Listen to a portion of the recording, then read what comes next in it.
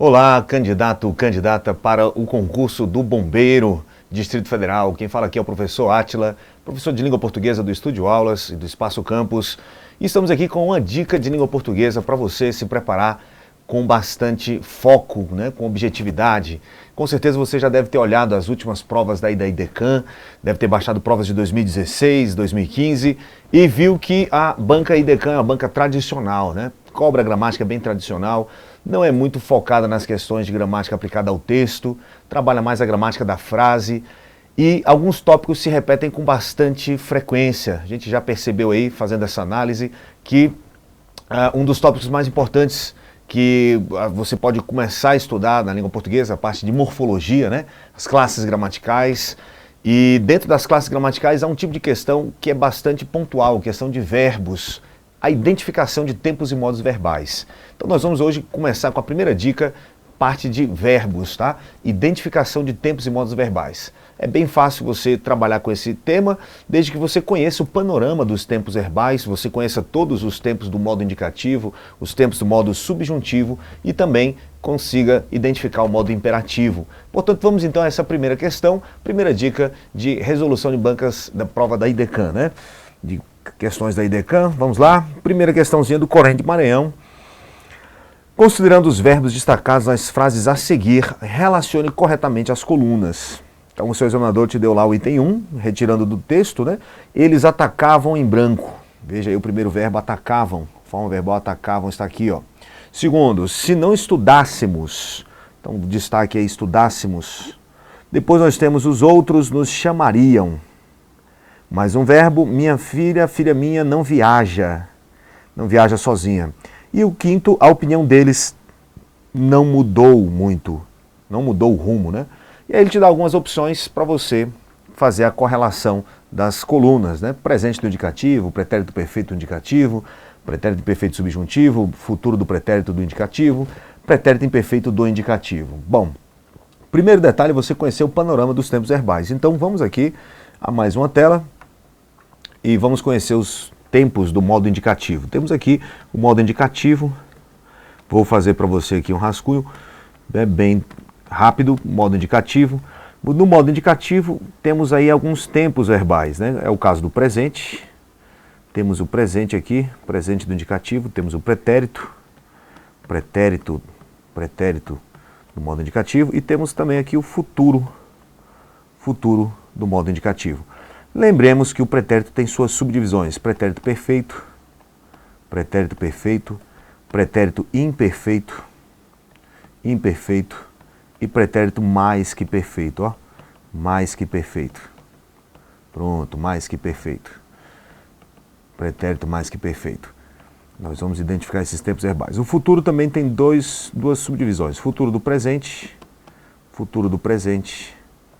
e temos aí também o futuro do pretérito.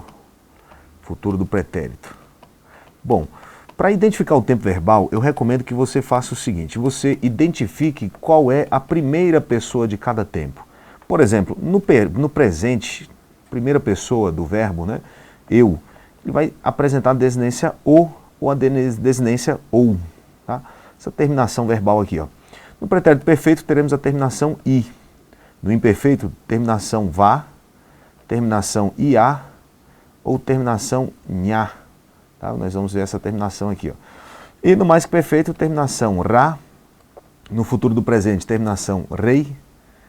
Futuro do pretérito, terminação ria. Vai ser assim, ó. Então vamos pegar um verbo qualquer, por exemplo, o verbo estudar. Então no presente eu estudo, tá? Veja bem como o verbo apresenta aí a sua forma, como já disse, a terminação o. Vou marcar, destacar aqui para você, ó. Eu estudo. Opa, vamos aqui, voltar aqui. Eu estudo. Isso, eu estudo. Então, o verbo estudar, eu estudo. O verbo estar, eu estou. Tá? O verbo estudar, eu estou. O verbo, vejamos outro verbo aí. O verbo vender, eu vendo. O verbo ir, eu vou. Então, você tem essas desinências, essas terminações aqui, ó. No pretérito perfeito, o verbo estudar, eu estudei.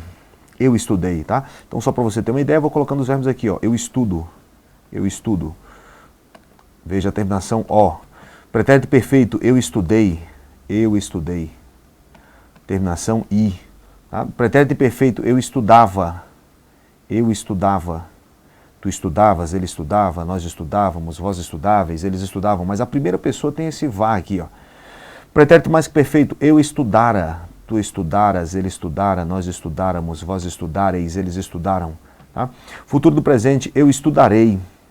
Tu estudarás, ele estudará, nós estudaremos, vós estudareis e eles estudarão. Mas você percebe o rei aqui, ó. Futuro do pretérito é o ria. Então vamos ver, eu estudaria. Eu estudaria, tu estudarias, ele estudaria, né? Nós estudaríamos, vós estudaríeis e eles estudariam. Então perceba que cada tempo verbal tem uma terminação específica. Na primeira pessoa, o que me interessa é a primeira pessoa. A primeira pessoa, então, tem essas terminações que eu estou destacando aqui para você. Você guardando as terminações, fica muito mais fácil entender, tá? Compreender os tempos verbais. Então eu vou destacar aqui para você, ó, ou, ok? E, no imperfeito, vá, ia, nha. No mais que perfeito, ra. Futuro do presente, rei, ria. Você pode até pensar numa historinha, eu penso no mnemônico simples aqui para você guardar, ó. Alguém pisou no meu pé e eu disse ou. Depois, i, vá, ia, nha, ra, rei, ria. Parece uma coisa meio esquisita, mas monta-se quase que uma história, né? Você montou uma historinha, um mnemônico, né? Um diálogo, ou, i, vai, nha, ra, rei, ria, né? O rei ria. Pronto, você guardou as desinências, ou, i, vai, nha, ra, rei, ria. E aí você tem os tempos verbais já todos aí guardadinhos para você, ó. Tá certo? É um processo mnemônico simples para você guardar os tempos verbais do modo indicativo. Guarde essas terminações, treine isso e você vai ver que ao bater o olho no verbo você identifica quase que automaticamente em qual verbo, em qual tempo verbal você está. No modo subjuntivo não vai ser diferente. No modo subjuntivo a gente também vai ter as desinências aí para guardar, tá? Modo subjuntivo, que é o modo da hipótese, da dúvida. Modo subjuntivo, modo da possibilidade. Nós também temos aqui os tempos verbais presente, temos aí o pretérito, tempo simples, pretérito imperfeito, tá? Pretérito imperfeito somente, pretérito imperfeito, e temos o futuro do subjuntivo. Cada tempo verbal aqui é marcado por uma conjunção, no caso que, se e quando. As conjunções introduzem os tempos do modo subjuntivo. Lembrando que o modo subjuntivo normalmente ele aparece nas orações subordinadas, tá? Daí vem o nome subjuntivo, né? Lembra subordinado. Então essas conjunções aqui introduzem as orações subordinadas e disparam a conjugação do modo subjuntivo. Mesma coisa nós vamos fazer, vamos guardar as desinências de primeira pessoa. Então, no presente, eu, né? Que eu, aí você vai ver a desinência e ou a desinência a. Tá? Terminaçãozinha E ou A. No imperfeito do subjuntivo, SSE. E no futuro vamos ver a desinência R. Tá? Então, por exemplo, o verbo estudar, né? Que eu estude. O verbo aprender, que eu aprenda. No pretérito imperfeito, se eu aprendesse. Tá? No futuro, quando eu aprender. Então veja que não é difícil, é bem fácil a gente fazer essa conjugação. Vou até mudar aqui a cor para você perceber. Então vamos fazer aqui a conjugação de um verbo qualquer, o verbo estudar, como já disse, que eu estude. Está aqui, ó, que eu estude.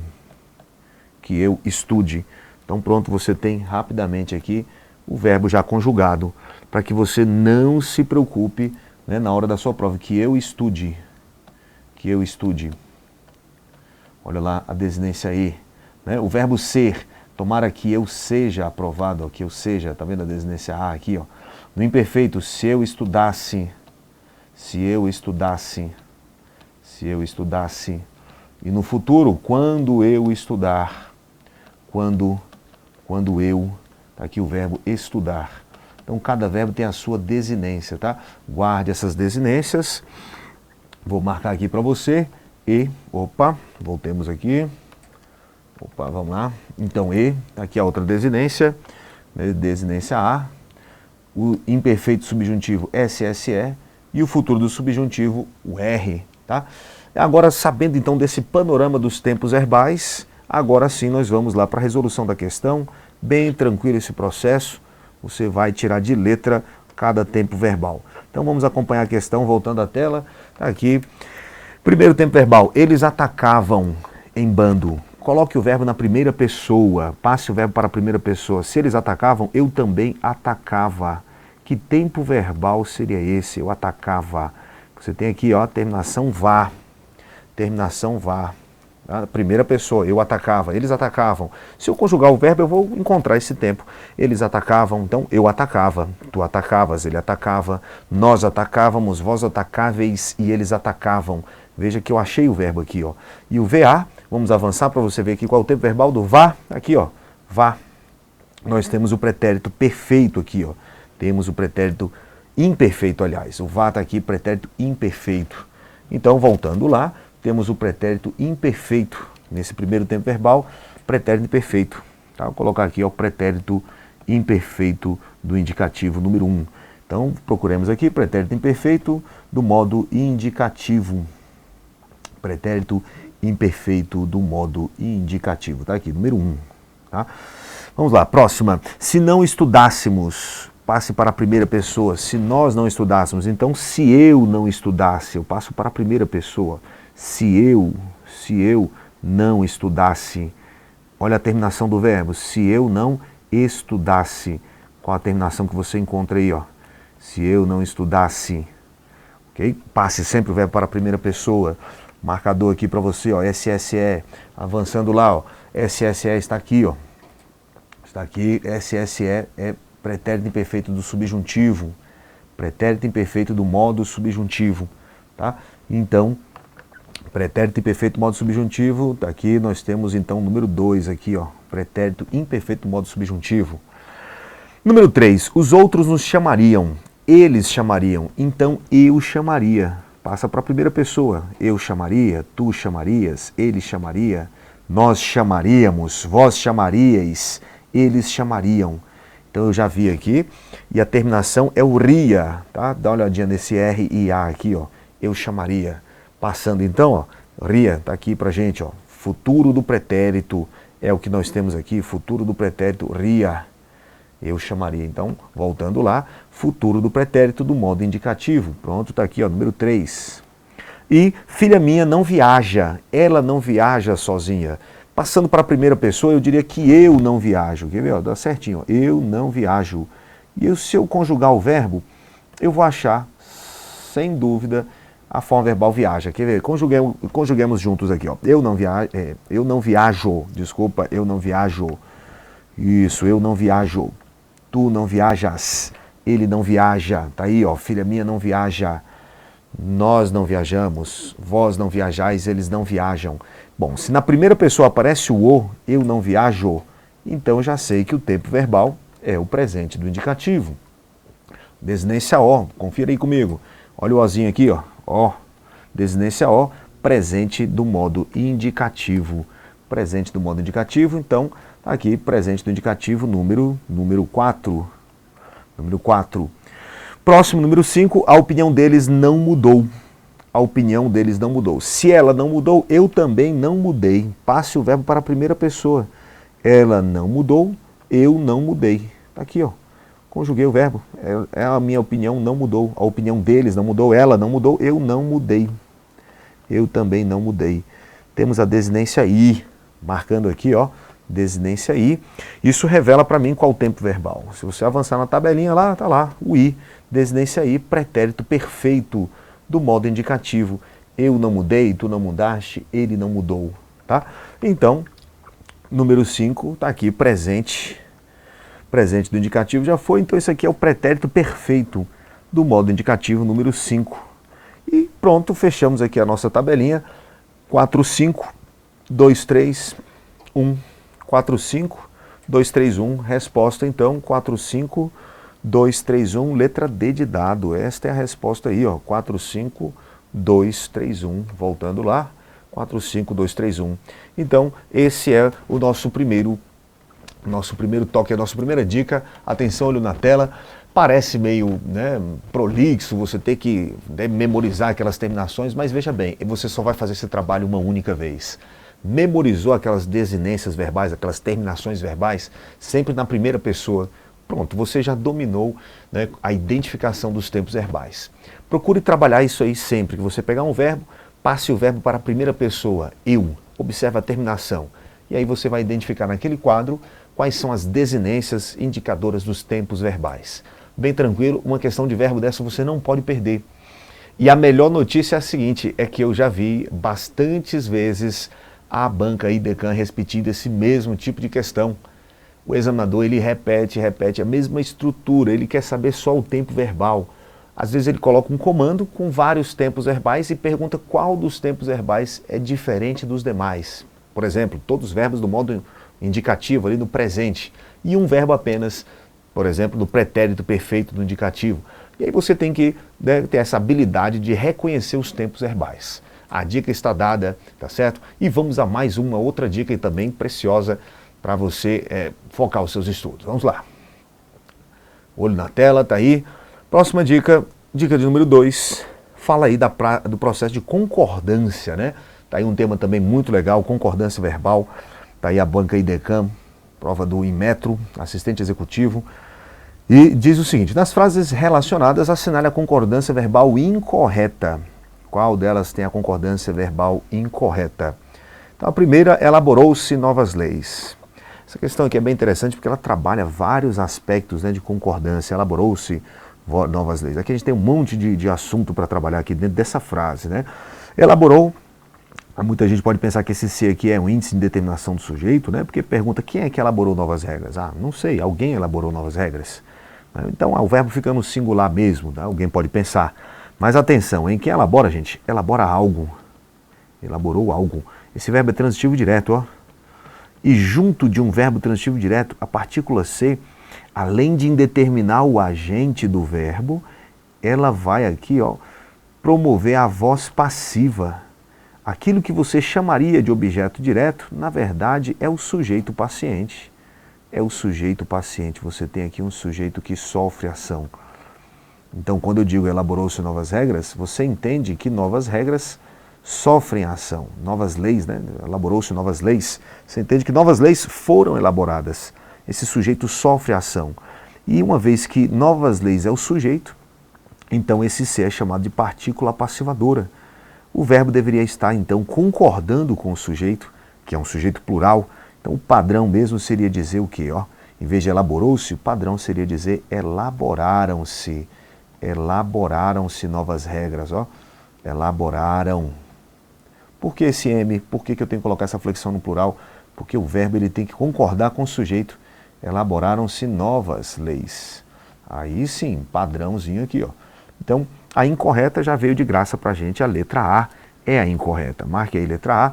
Só lembrando as demais concordâncias, né? Vossa Excelência é generoso, perfeita concordância, tá? O adjetivo aqui concorda com o gênero do ser a quem nós nos referimos, né? Vossa Excelência, apesar de parecer ser uma palavra feminina, a excelência, de fato é uma palavra feminina, mas eu me refiro a alguém do sexo masculino, né? Então aqui o adjetivo fica no masculino. Vossa Excelência é generoso. Assim como se eu falasse com uma mulher, eu diria, olha, Vossa Excelência é generosa. Então aqui a concordância está perfeita, não há nada de errado quanto a essa concordância, tá? Tudo certinho aqui na letra B. A letra C, mais de uma pessoa comprou o livro. Quem comprou o livro? Ó, mais de uma pessoa. Quando aparece a expressão mais de no sujeito, tem que se observar o numeral aqui, ó, mais de uma pessoa. Mais de uma, apesar de nós pensarmos em 2, 3 ou 4 pessoas, enfim, a expressão mais de uma pede verbo no singular, construção correta, né? As crianças e seus pais foram ao supermercado, está aqui o verbo foram. Quem foram ao supermercado? As crianças e seus pais, sujeito composto, né? Verbo no plural, porque o sujeito remete ao plural. E a maioria das pessoas observou aquela propaganda. Quem observou a propaganda? A maioria das pessoas. O núcleo do sujeito aqui, no caso, é maioria, tá? O núcleo do sujeito não pode ser preposicionado. Em geral, o núcleo do sujeito não vem preposicionado. Porém, como esse núcleo aqui dá ideia de partição, tá? Núcleo, a gente chama de núcleo partitivo, então o verbo pode concordar com esse núcleo partitivo, a maioria observou, está certa a concordância, tá? Perfeito aqui, mas também poderíamos concordar o verbo com o termo pessoas aqui, que é o adjunto do núcleo que está mais próximo do verbo. Então, a maioria das pessoas observaram também estaria certo. Observaram. Então veja que aqui a banca IDECAN trabalhou casos bem tradicionais de concordância verbal, ok? Sendo que delas a errada é a letra A. Perfeitamente, então, Tá aí, dicasinha de concordância. É legal você observar, atenção no lance. É bom você então ficar ligado com os casos de concordância. Pega uma gramática, verifique lá a sua gramática, os casos mais comuns de concordância verbal. Sempre de olho nas provas. As provas elas costumam repetir os mesmos casos com uma certa frequência. Então fique de olho na concordância verbal principalmente. Concordância nominal também é importante, a flexão do adjetivo, tá? A concordância aí com os substantivos do texto. Vamos à próxima então, questão de número 3. Atenção aí, questão de número 3. Agora uma questãozinha sobre a partícula C. As palavras sublinhadas nas frases a seguir têm o mesmo valor semântico, exceto, né, o valor semântico, ou seja, o sentido. Essa questão aqui é no mínimo curiosa, porque a partícula C ela se apresentou de uma maneira bem diferente aqui. Vamos ver a letra A. Os homens têm complicado tanto o mecanismo da vida que já ninguém tem certeza de nada. Para se fazer alguma coisa, veja que esse C aparece acoplado ao verbo como se fosse aí um pronome pessoal, mas é uma partícula passivadora, né? Para se fazer alguma coisa, ou seja, para alguma coisa ser feita, para ser feita alguma coisa. Eu vou até colocar assim, ó, para ser feita alguma coisa, tá? Então nós temos aqui a partícula C como partícula passivadora. Fica a dica aí que é bom dar uma olhada nas funções do C, tá? É um tema também bastante frequente em provas. Esse C é partícula passivadora, para se fazer alguma coisa, ou seja, para alguma coisa ser feita. A letra B. Chegamos a um ponto em que a virtude é ridícula e os mais vis sentimentos se mascaram de grandiosidade. Os mais vis sentimentos, eles são mascarados. Olha de novo a partícula passivadora aí, ó. Os sentimentos, eles se mascaram, eles são mascarados de generosidade. Então, eles se mascaram. Também nós temos aqui uma partícula passivadora, tá certo? Partícula passivadora. Se você considerar que os sentimentos são mascarados por alguém, eles são mascarados de grandiosidade, de simpatia, de benevolência, eles são mascarados, eles sofrem a ação de serem mascarados, tá? Então temos outra partícula passivadora, lembrando que é um pronome também, a gente pode chamar de pronome apassivador, esse PA, tá? Na letra C, pois assim é, meus senhores, prestai atenção às coisas que vos contam em família, na rua, nos cafés, em várias letras de forma, e dizei-me se não estão incertos os tempos e se não devemos todos andar de pulga atrás da orelha. Então esse C aqui, pessoal, ele é uma conjunção integrante. Aparece o C aqui e também aparece aqui, ó. Dizei-me isto, tá? Se eu puder trocar a oração todinha pelo isso ou isto, esse C é uma conjunção integrante. Conjunção integrante. Então aparece duas vezes a conjunção integrante aqui no seu texto. E a conjunção integrante, como o nome já diz, é conjunção, né, pessoal? Introduz oração substantiva, dizei-me isso ou dizei-me isto.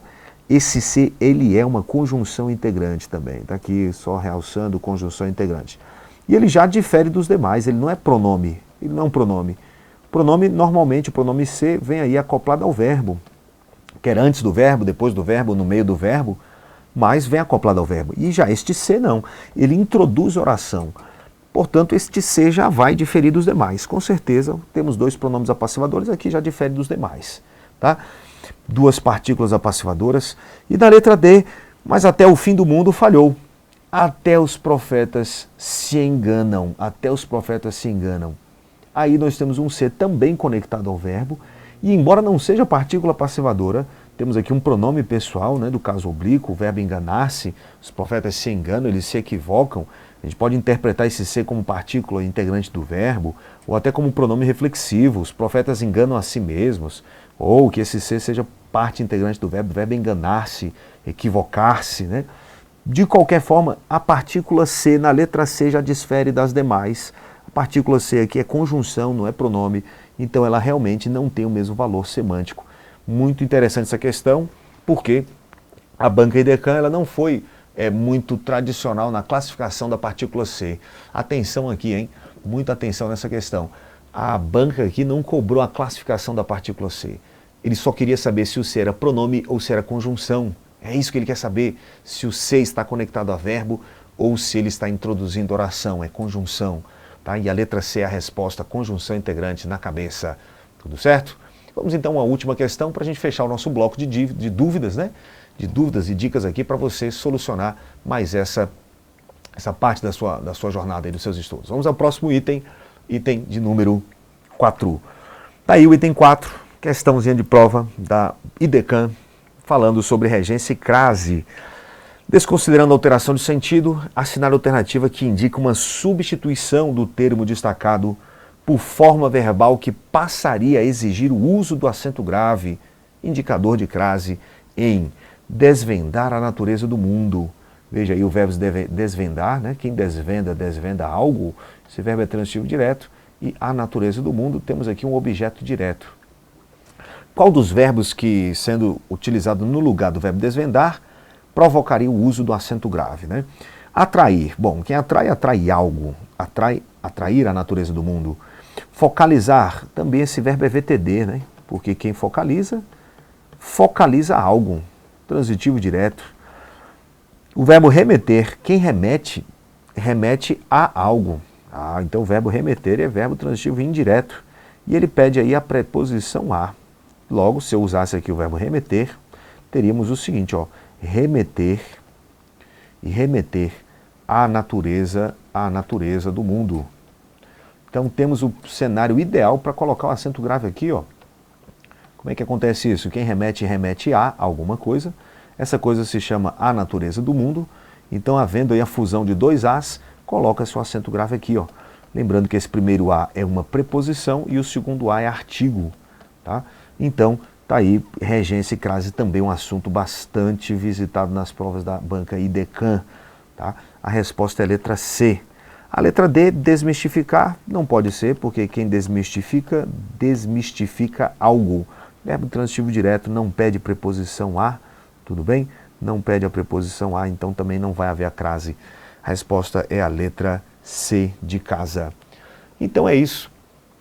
Daí essa dica de regência e crase, para que você também foque os seus estudos dentro do processo de regência. É sempre é muito importante você estudar crase, pensando na regência verbal e regência nominal, porque uma coisa está ligada à outra. Não há como você entender a plenitude do emprego do acento grave sem dominar a regência de verbos e nomes. Tá? Então, quando estiver estudando regência, já aproveite ali para estudar junto com a regência, a crase. Uma questão dessa daí envolveu as duas coisas, tá? E última dica ainda, temos uma questão para resolver com você, a questão de pontuação. Claro, pontuação não poderia ficar de fora, né? Nosso primeiro bloco de dúvidas aí, de dicas para você frisar regras de pontuação. Vamos lá para a próxima e última questão. Vamos ver, questão de pontuação. IDECAM, Prefeitura de Rio Novo do Sul, tá? De acordo com o emprego dos sinais de pontuação, analise as afirmativas. Depois, argumentaram-se para si mesmos, dizendo que fizeram tudo o que podiam e deviam. Ele quer saber o porquê da vírgula. Muita gente boa sabe empregar vírgula, sabe até identificar onde é que a vírgula está errada, em que lugar foi empregado corretamente ou não, mas a banca quer saber mais. Ela quer saber a justificativa, tá? A justificativa. E ele diz aqui que a vírgula foi empregada para separar um adjunto adverbial. Bom, um adjunto adverbial nada mais é aqui do que um advérbio, tá bom? Ou uma locução adverbial. E temos aqui um advérbio de tempo depois. Todo advérbio de tempo é um adjunto adverbial. Na sintaxe, está fazendo aqui a análise sintática, tá? Do ponto de vista da sintaxe, adjunto adverbial. A posição original do adjunto adverbial é no final da oração, tudo bem? E quando o adjunto adverbial é deslocado para o início, a vírgula aparece, tá? Nesse caso até facultativamente, porque o adjunto adverbial é de curta extensão gráfica, né? Vírgula facultativa, mas de fato foi empregada porque separa uma expressão adverbial deslocada, tá? Tá certinho isso aí, certinho o item. Tá? Agora, se a expressão adverbial é de longa extensão, de longo corpo, né? Digamos aí 3 palavras, aí já se pode considerar de longo corpo, tá? Em geral, os gramáticos não têm um consenso quanto à extensão do adjunto adverbial, se longo ou se curto, 3 palavras aí, ainda há autores que, como Graciliano Ramos, escrevem, né, adjuntos adverbiais com 3 palavras, sem a pontuação obrigatória, mas a gente já pode entender que para efeito de prova, uma palavrinha só, a vírgula realmente é facultativa, 2 palavrinhas de pequena extensão gráfica também é facultativa. Tá? Vamos ao número 2. Segundo Malcolm Gladwell, no seu livro Fora de Série, qualquer pessoa que pratique por 10 mil horas qualquer atividade torna-se excepcional nela. Então, as vírgulas foram utilizadas para isolar expressões explicativas. Errado o item 2, ó. Segundo Malcolm Gladwell, tá aqui, ó. Isso aqui é um adjunto adverbial. No seu livro Fora de Série, outro adjunto adverbial. São dois adjuntos adverbiais colocados em ordem. Não são expressões explicativas, são expressões adverbiais. Expressões adverbiais, ó. Expressões adverbiais e que estão aqui, ó, deslocadas. Expressões adverbiais deslocadas. Não é uma expressão explicativa, não é um aposto explicativo, não, a questão está errada. E vamos à próxima. Número 3. Provavelmente uma das principais causas seria: ministrou todas as aulas, uma igual à outra, sem tirar nem pôr, sem interesses em melhorar, atualizar ou adequar aos variados públicos. Os 2 pontos foram utilizados para indicar um esclarecimento. O que você acha? Certo ou errado? Certíssimo, né? Os 2 pontos servem para fazer uma enumeração, uma explicação, um esclarecimento. Acertou o item 3, tá? Lembrando que as vírgulas aqui foram utilizadas para marcar uma enumeração. Por exemplo, ministrou todas as aulas, uma igual a outra, sem tirar nem pôr, sem interesse. Está enumerando características das aulas, ok? E no tópico 4, se for de matemática, então, quem sabe interferiu nas escolhas das carreiras dos seus alunos, as profissões que não usasse matemática, né? Então, aqui essas aspas, as reticências foram utilizadas e empregadas aí para indicar uma interpelação, quer dizer, uma pergunta, uma interrupção, né? E na verdade não, é questão errada, na verdade só para indicar a suspensão da fala, só uma suspensão de fala aí, suspensão, tá aqui, ó, ou interrupção de raciocínio para deixar a suspensão do raciocínio, quando não se quer concluir uma frase, então pode-se colocar as reticências para deixar a frase no ar, né? Então tá aí a resposta, 1 e 3 estão corretas, portanto, letra A é a resposta, tá? Estão corretas apenas as afirmativas 1 e 3. E aí, eu quero agora me despedir de você, deixando aqui algumas dicas sucintas sobre como estudar pontuação. Muito cuidado quando você estiver estudando pontuação, porque são muitas regras. E a tendência é que a gente tente decorar essas regras. Mas é importante você compreender os fundamentos que geram essas regras. Deslocamentos de estruturas adverbiais, intercalações, tá? Interrupções e também o processo de coordenação ou enumeração. Os fundamentos, eles são bem sucintos, né? Então cabe a você entender a lógica da pontuação e não tentar decorar aquele bando de regras que qualquer gramática traz para você de forma, né, linear, mas tente entender o mecanismo, né, dentro do processo sintático, como é que se procede à pontuação, tudo bem? Então a gente se vê por aqui no canal do Estúdio Aulas, em breve vamos colocar mais dicas, mais resolução de questões e também eu vou tentar, a cada vez que nós nos encontrarmos aqui, direcionar o seu estudo para áreas que estão sendo mais cobradas nas provas da IDECAM. Então a gente se vê no próximo bloco. Até a próxima. Tchau, tchau. Eu sou o Átila Biorana, professor de gramática e língua portuguesa aqui do Estúdio Aulas. Um grande abraço, sucesso na sua jornada. Tchau, tchau.